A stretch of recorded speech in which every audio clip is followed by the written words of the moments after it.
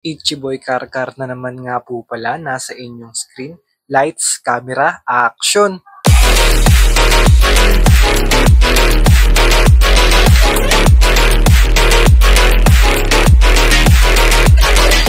At sa wakas nga, OJT secured na at samahan nyo ako sa mga naging ganap. Medyo matagal na yung mga clips na naipon para sa OJT na to.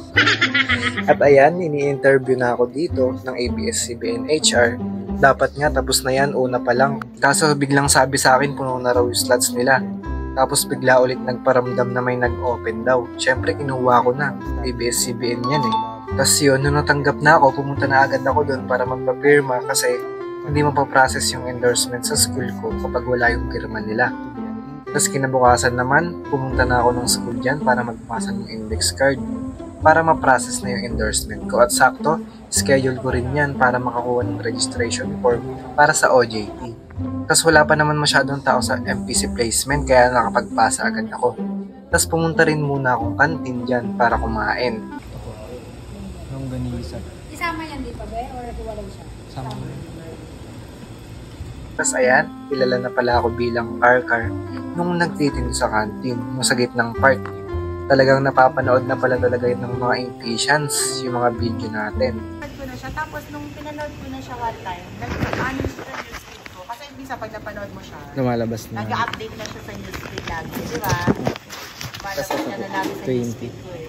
Magkano dyan ba? 20 po. 20. Bali, 60, 81. Lagi yun sila nag-share.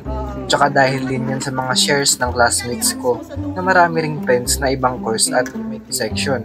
Kaya salamat sa inyo. At shoutout din pala kay ate. Diyan na kayo bumili, wag na kayo lumabas ng school para kumain. Sa afternoon, lumabas na ako ng school. Nakalimutan ko niyan na kakain din pala kaming magkakaklase sa Unli Wings dapat. Hindi na rin naman kami makakapagkita. Tsaka para mag-celebrate na rin. Kaso imbis Unli Wings, naging Unli Rice. Hindi, dapat ginawa natin ilang rice na mauubos mo ngayon?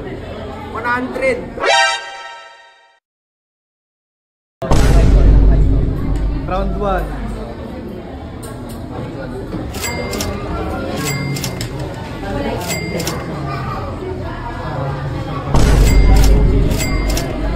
Tapos ito, June 9 to, nagpa-follow up kasi ako dyan dahil deadline namin sa June 11. Dapat kumpleto na yung requirements para maka-onboard sa June 16. Lakas na ito. Sino ba yan? Iba po kasi pag nagbablog eh. Magdadabog daw kasi. Shoutout po kay Josh Tapang. Shoutout din sa MPC placement kasi ang bait nila. Pinagbigyan nila kami kahit dapat hintayin pa namin yung post nila sa page nila para maklaim yung endorsement. Pero ginawa na agad kami nung sinabi namin matatanggal kami. Kasi ito, June 11 naman, magpapasa na sana ako ng COC at copy ng reg form. Kaso mali pala, dapat may pirma muna yung endorsement para kunin nila.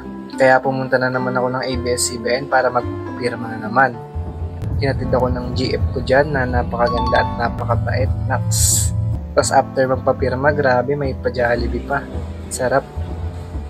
Tapos ayan, kanina, orientation na. Kasi first day ko na sa June 16. Nakakakaba na, nakaka-excite. Wala kasi akong kasamang classmate dito eh. Aatakihin na naman ako nito ng pagiging introvert ko. Tapos after nun, pumunta na naman ng school. Guys, para naman ipasa ulit yung napirma ang endorsement para tuluyan ng makapag-start. Ang daming ang tao dyan eh. Tapos ayan ako, nakapasok agad. Kahit kakarating lang. Sorry po. At yun, abangan nyo na lang videos ko kapag nakapag-start na ako sa ABS-CBN. Peace out!